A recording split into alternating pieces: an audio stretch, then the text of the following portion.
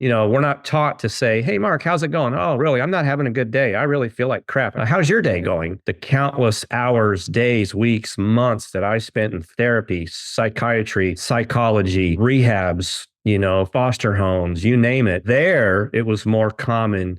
"How do you feel, Mark?"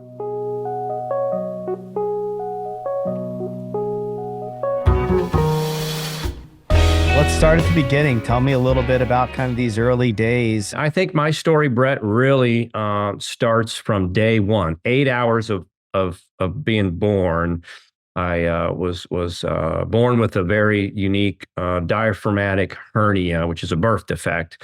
So when I was pulled out of mom's womb, I was not breathing on my own, and this is in 1970. So technology was a little bit less back in those days, and so they basically had to transport me from the birthing hospital across town to the children's hospital. They did a operation on my abdomen at 8 hours of age, and basically they handed me back to my parents and said, "We did the best we could, but let's not bet more than a nickel that this child survives." And those were the exact words that my mom has used with me since that day. And I'm here, obviously. Made it through that rough beginning into the world. And I think some of the important things that I've thought about, and my parents and some other people I've dealt with over the years in therapy have stated that, sometimes people look at the first 18 months of your life as some of the most critical. 9 months in the womb, the first 9 months out of the womb can shape your lives. And my first 9 months out of the womb were fairly rocky. There wasn't a lot of nurturing. I was, like my mom said, you were put into a metal tin, put into an ambulance in December, cold, freezing out. You're 8 hours old. You have breathing apparatus because you couldn't breathe because your lungs had collapsed. You had a hole in your diaphragm. All your guts had gone up inside your lung cavity, and you were just a hot mess. To an operating table, and then back to our arms, and you fought through it all. And in and amongst those trials and tribulations at that age, I also had a blood transfusion done because I had the wrong blood type from, I guess, my mother. So they gave me a blood transfusion, and obviously back in the 70s, there wasn't a whole lot of care towards the blood, and I ended up with hepatitis because of the bad blood.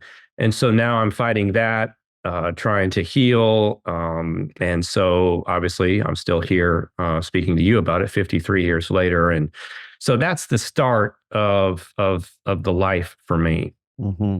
Yeah, and tell me more about, obviously, most of that's probably, pre-verbal, been shared, passed down through your mom and family. Um, but how did that kind of shape you, as you remember it? Do you remember kind of, or share with me, what happens next that, maybe led to this rocky start, this, tough entry into the world at first 9 months. Well, then what happens? You bring that up right out of the gate because, it feels like, and just from knowing you, that, that did lead to a rocky, early childhood. It sure did. It really never stopped. I mean, my childhood, as I remember it, was always, I guess some of it was I was the middle child. I was kind of, as I looked at it, I was already down a swing or down a strike. I never looked at the world as a young child very happily. I was always just kind of there. I wasn't really good at anything specifically. I struggled in school from my kindergarten report card, where the back of the report card where the teachers write on it said, "Mark has a hard time paying attention," for one, which was our first call sign, which we didn't even read it till I was 18 years of age. And then I had serious learning challenges. I wouldn't call them a disability, but I would definitely call them a challenge, whether it was the attention deficit disorder or any type of, hyperactive disorder. It all played a factor. But back in those days, obviously, as we know, there wasn't a lot of therapy driven towards that side of the coin for mental health or anything related, other than you're just not doing your job and you get your butt kicked, you know, and you get disciplined because you come home with bad grades every year, and you went to summer school from fifth grade to my high school senior year. So I knew the struggle was real, but I didn't know what the struggle was coming from. I needed attention. You know, dating quickly back into like my early teen years. You know, I had already kind of started sampling substance abuse. It was a way of attention seeking. I was hanging around other older people at a job that my parents had insisted that we had jobs at 12 years of age, which obviously in this situation for me backfired big time, kind of on them and on myself, of course.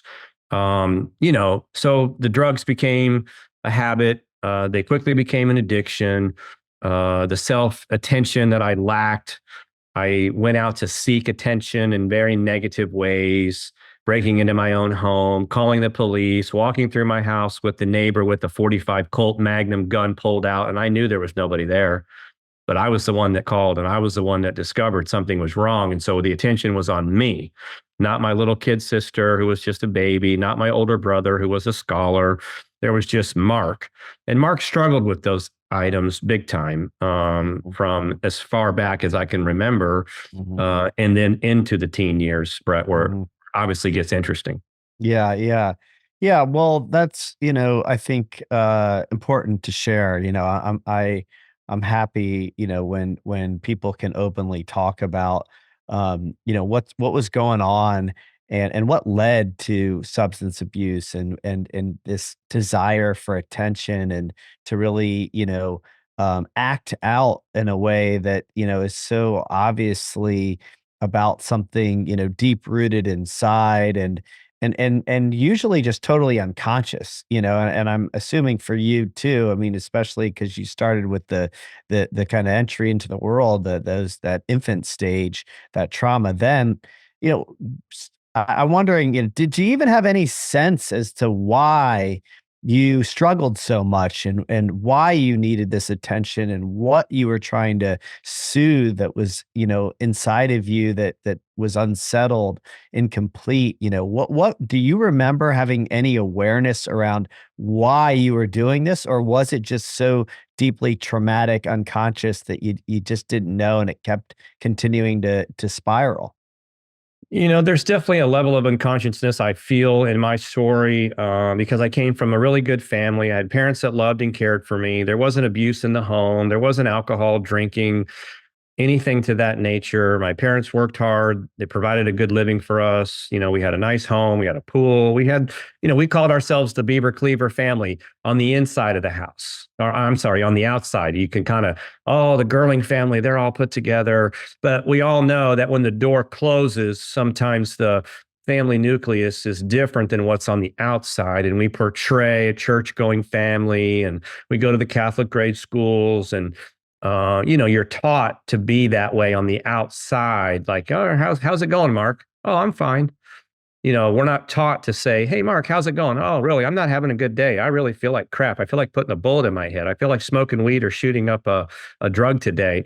How's your day going? It's just kind of something that you're not trained to do. I mean, we wish it was better. We wish people were more like that when it comes down to, I mean, the countless hours, days, weeks, months that I spent in therapy, psychiatry, psychology, rehabs, foster homes, you name it. There it was more common. How do you feel, Mark?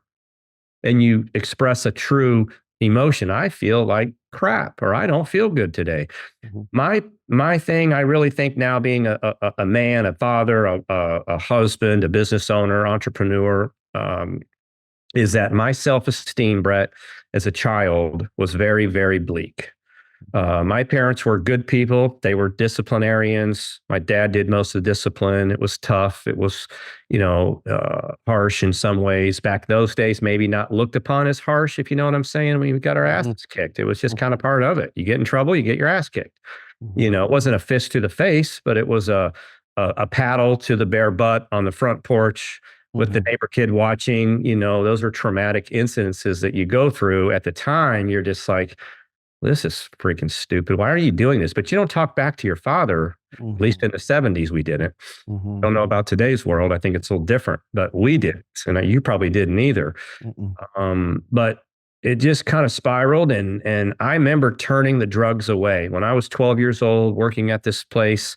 These older kids, I'd classify them as losers now, of course, because they were our age working at a dog kennel with Mhm. 12, 13, 14-year-old kids. And they were basically, that was their life, drinking, smoking, drugs. And I remember seeing it for the first time, literally at 12 years of age, thinking, oh my God, that, no way, that I've been told that is not good. Mhm. But peer pressure is a powerful thing. Mhm. And when you don't feel good about yourself and somebody is trying to maybe make you feel good about yourself, and then you take that stuff, and if you've ever, anybody listening's ever smoked a joint, let's just throw it out there. It's pretty common nowadays, but even back then, or done anything to alter your mindset, what's it do? It makes you feel good. Mhm. So you like it. All of a sudden now Mark had a way of feeling good, and it was definitely not the right way to go about doing it. And I knew it even back then, Brett. I knew as the day was long that this is not something I should be doing. And Mhm. I remember saying that to myself over and over and over again. But the addiction took hold.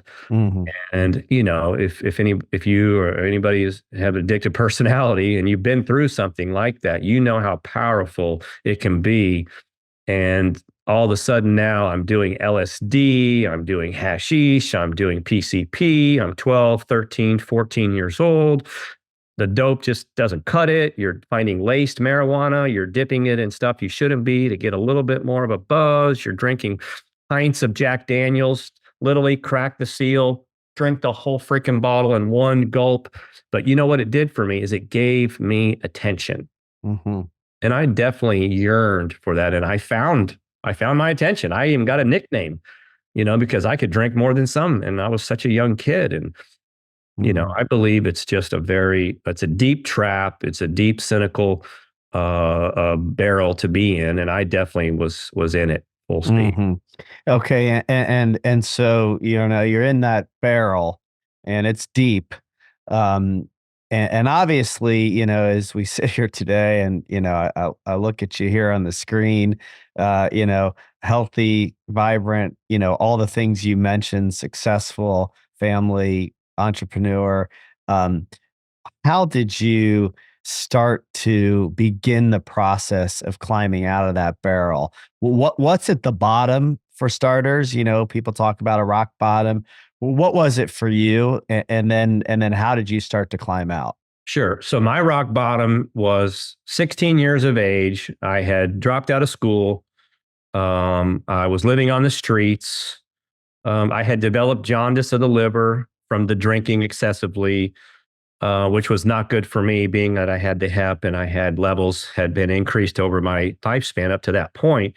And my mom was a nurse, and she'd asked to see me one day when I was living in a car, and she knew I was drinking and drugging again. I had just came out of a 60-day rehab, and 60 days, and unfortunately for a kid or even an adult, it's not long enough to really break an addiction and get the therapeutic needs that your gut needs, your soul needs in order to regurgitate the hatred, the bad stuff, the bottom of the barrel stuff.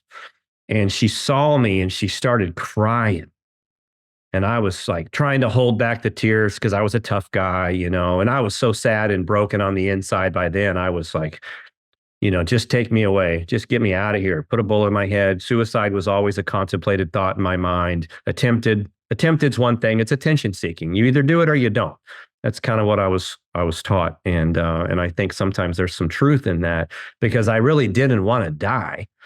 But when my mom pointed me out and she said, dude, you're dying. Look at you. You're a mess. Your skin is turning yellow. You are in big trouble.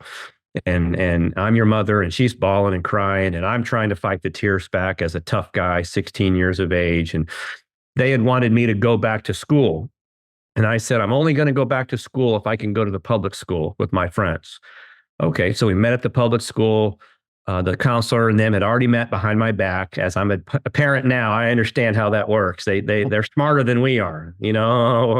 Our kids may think they got one on us, but my parents were ahead of the game, and they said, well, Mark, the only way you can come to our school as an underage minor without a parent consent is if you go back to rehab.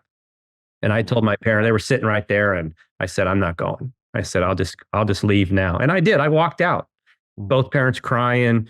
I'm crying, trying to hold back the tears. And I really think that the rock bottom for me was in that 2-week period where I'm on the streets. I got no life. I'm stealing to find money to buy drugs. I had no job. It was a really traumatic experience, not in school, and knowing in my heart, this is not what I'm supposed to be doing. I just, I knew it. And so long story short, if I can do that, was my parents made the decision one day to come and get me off the street. I was actually getting my hair cut, back in the 80s. I had long hair and I was getting it permed, and we were going out that night to party, and I'm paranoid as all get out because we're stealing from people. We're messing with drug dealers we shouldn't be messing with. We're stealing drugs from people that we shouldn't be dealing with, robbing places and homes and doing all kinds of things. And my parents came and got me off the street, and they said, we're taking you away. Whether you like it or not, you can go with us willingly, or we'll have a police escort with leg shackles and handcuffs. So I didn't want any of that. I agreed. We flew to Ohio, believe it or not, Cincinnati. They told me they were taking me to a foster home. And I was completely cool with that because I was so up to here with anger and hatred towards them for why, I don't know. They were just trying to love me and care for me. But you're confused and you're a freaking mess.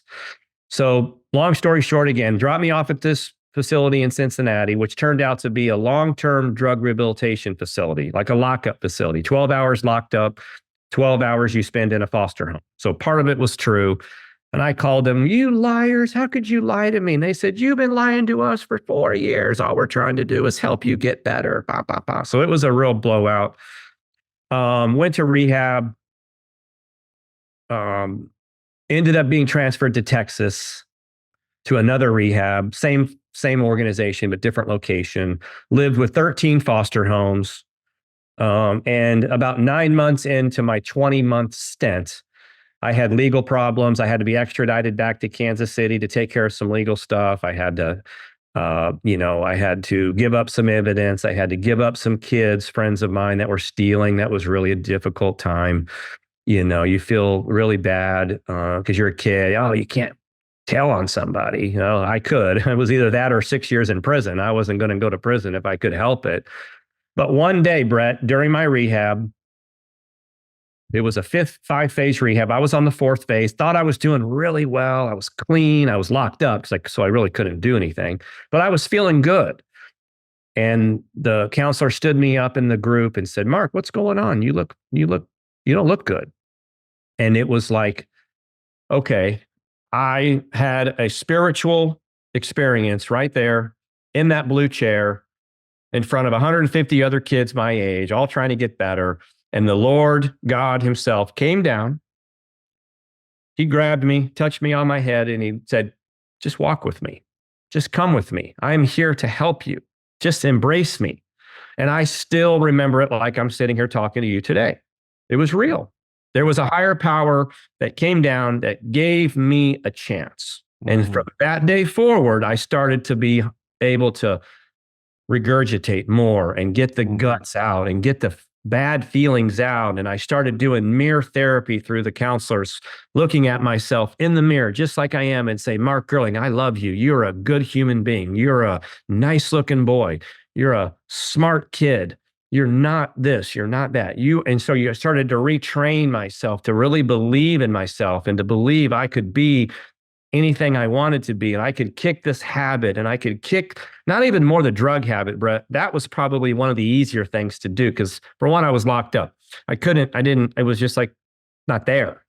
I didn't want to do it, but getting rid of the low self-opinion, getting rid of the low self-esteem, getting some confidence built back up as the human being that I was created to be. And so those are all the things that I drilled down on and had a lot of help from therapy, communicating.